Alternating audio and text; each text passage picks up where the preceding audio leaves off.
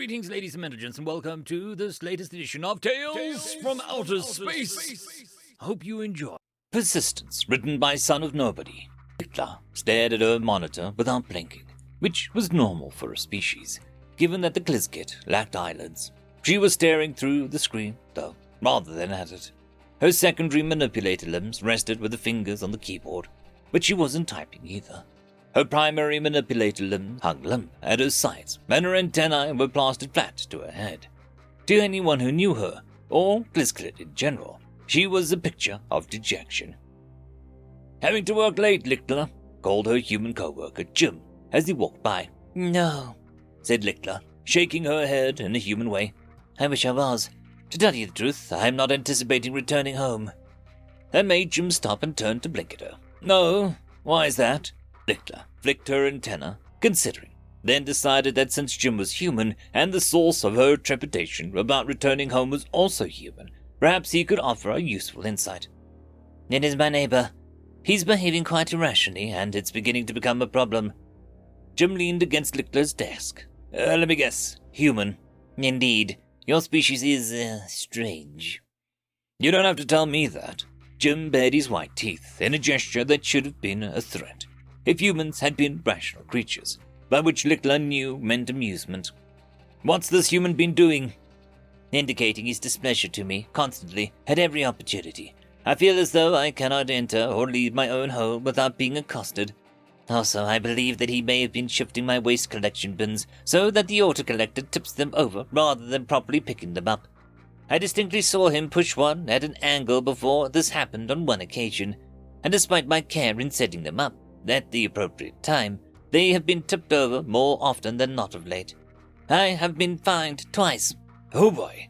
So, what did you do to him?" "Nothing." Lichtler waved manipulator limbs and antennae both in agitation frustration. "Nothing." The human lifted his eyebrows, which were not nearly as expressive as Lichtler's antennae, but served the same purpose. "What's he complaining about then, when he indicates displeasure at you?" "His apple tree. I had the branches which overhung my property trimmed back last month, as apples were developing, and the previous year they had caused me a great difficulty with my lawn." "Oh boy, no wonder he's upset." "But the trimming was entirely within my rights. The branches were over my property. He does not even harvest the apples." Lichtler knew that she shouldn't get so agitated at Jim. None of this was his fault, but she couldn't help it. Jim shook his head. "The law doesn't really matter in this case." "How can the law not matter? I performed a legal activity, and now the irrational human is behaving as though I assaulted his offspring. I have explained numerous times that I broke no law, and I've explained numerous times that the tree cannot be restored, yet he continues. What more can I do?" "Look, I think there's two weird human things going on here. I'll try explain them. You know the way humans bond socially with other species?" Lichtler nodded. "Yeah, of course. It has long been theorized that this is why humanity has integrated so swiftly into the galactic society. You are all willing to treat other species as your clanmates." "The thing is, it's not restricted to other sentients. I mean, we're infamous for how humans who don't function well in society divert those urges to our pets." "The cat lady phenomenon." "Exactly. But it's not restricted to pets either. Humans are perfectly capable of bonding with inanimate objects. I mean, you've seen the way Mark talks to the vacuubot." "No." Lichtler hadn't grouped her co-worker's bizarre insistence on treating the cleaning robot as a pet as being in the same category as social bonding. But it suddenly made sense. "So this human has bonded with his tree, and I damaged it. Ergo in his eyes it is as if I, in truth, assaulted his offspring." "Probably. You said he complains to you constantly. Has he said anything about the tree's value or origin or something like that in those complaints?" With a sinking sensation, Lichtler said, I believe he mentioned that he had been planted by his grandsire." "Oh boy. Probably right when the colony was first founded then." Lichtler's antenna drooped. "I am an idiot, as you humans say. He has been bonded with it since childhood, no doubt." "Probably, yeah. Little boys and apple trees, yeah." "So that is why his agitation. Yet, still, I fail to grasp his goal in harassing me. I cannot put the branches back, and I have looked at the cost of replacing the entire tree. It is astronomical. Far beyond my means, sadly. If you are correct about the bonding, a replacement will not be the tree he bonded with in any case." His goal isn't anything so rational. Humans are pretty illogical. But you are such a pragmatic species. Sometimes, sure. We have some strong emotional responses, though. A human who's been wronged can get pretty wild in pursuit at what they see as justice. And neighbor disputes have gone to some really absurd lengths historically. No. Yeah, I mean, there's a whole concept of a spite fence. Ever heard of one? No. Lickla's antenna were plastered down to her head in dismay. Whatever a spite fence was, it didn't sound good. It's when a human goes to the effort and expense of building a fence they don't need, maybe one that's even an inconvenience for them, but it's even more inconvenient for the neighbor that's offended them, so they do it anyway. Some of the more notorious ones have been subtly obscene, or been set up to shade and kill plants, or painted in colors we find unpleasant. He's going to erect an obscene structure beside my home? Probably not. He'll probably keep getting what he perceives as righteous revenge by messing with your garbage pickup. How long until he is satisfied that I have suffered sufficiently? Asked Lickla, hoping the answer would be good, but expecting it to probably wouldn't be. Forever probably, if something doesn't change. That's the other human thing going on here. You know that thing about humans being persistence hunters, evolutionary speaking. Our ability to run long distances isn't our only legacy of that. We'll keep chasing something like this until we or it dies, more or less. He paused for a moment, then added, in fact, some humans have had multi-generational feuds where children continue to seek justice as they saw it for the slights given to their parents, grandparents, and so on. Lickla found herself considering employing a human curse word, if only she'd known all of this before. Honestly, it could be a lot worse, said Jim. It took a really long time for humanity to get around to the idea of rehabilitative justice, rather than punitive revenge into our culture. Fortunately, this kind of petty thing is about the only thing left. Back in the more primitive times, outright violence sometimes broke out over slights more minor than this. I am glad that I need not fear for bodily harm, but I am not pleased with the current state of affairs. It is ridiculous, absurd, insane. Lickla was aware that she was ranting, but felt the provocation made that irrational reaction. I do not wish to be fined every pickup day for the rest of my life. I purchased my home. I cannot simply move even if I wish to, yet I cannot provide justice. Each tree is cut. There is no fixing it. Yep. Like I said, we're illogical. But hey, it's very possible that all he really wants to see is you apologize. Maybe even grovel a little. He knows as well as you that the tree can't be fixed. Have you told him you're sorry? I did not consider it a thing that I should say sorry for. The branches were on my property, and I was within my legal rights. Lickla paused, then added more contritely. I did not know he was bonded with this tree. No way you could have. Jim patted her shoulder. Give apologizing a try and see what happens. Very well. I shall abase myself and hope it's sufficient. Thank you, Jim. Least I could do. Good luck with it. Jim levered himself away from her desk, gave a wave, and left Lickla to shut down her workstation and head home, to the inevitable confrontation that awaited her there. Of course, when Lickla reached her home, her neighbor was nowhere to be seen. Admittedly, this was statistically likely. Much as it felt as though she was getting accosted every single time she entered or left, it was actually somewhat less than 50% of the time. Lickla considered putting it off, but decided that perhaps it would add weight to her apology if she were the one to approach her neighbor. So, with a great deal of both trepidation and hope, she walked up to the door and rang the bell. The human that answered the door was far too familiar.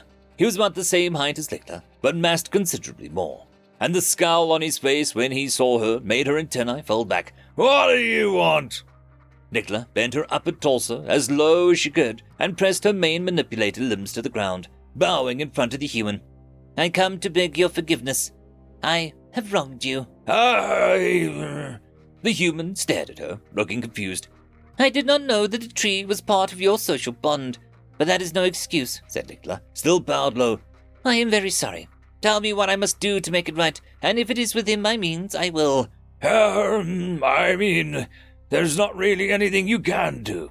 I desire harmonious relations between us as neighbors. Please, do tell me if there's anything that I can do to appease you. The apology is fine. I wanted to have an arborist make sure the tree's okay. You could, pay half the cost of his visit?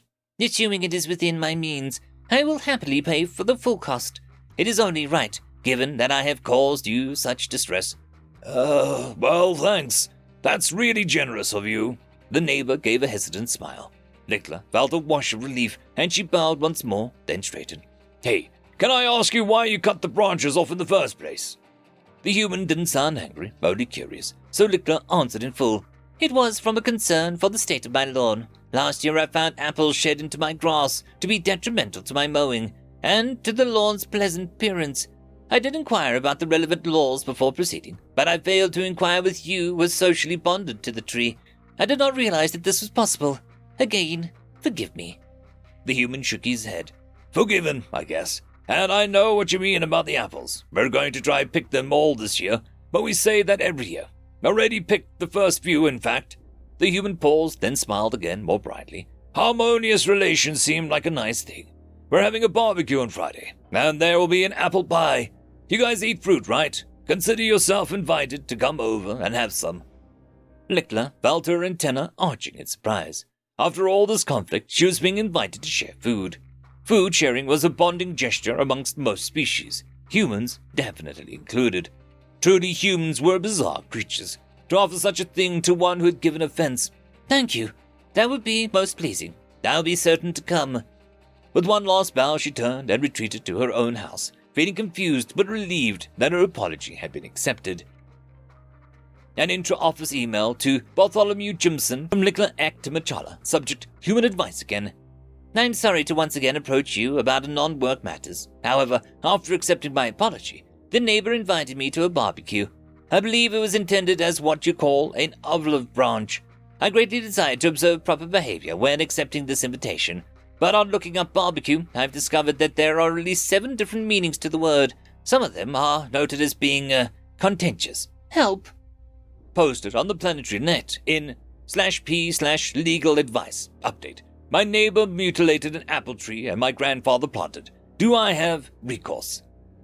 I've been a while since my first post, but I've got an update for you guys. It's probably just as well that I can't sue my neighbor, since she's apologized. I guess first I should mention that even though most of you advised against it, I got a little p/petty revenge on my neighbor. I've been turning the trash cans 45 degrees before pickup time. That makes the garbage truck sensors read them as if they're straight, but of course they're not. So it knocks them over instead of picking them up. If you don't know that, great little trick to have in your back pocket.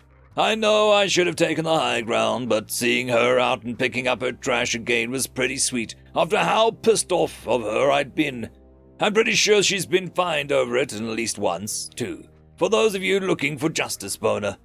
Also, I sent a photo to an arborist, and he said that the tree should be fine.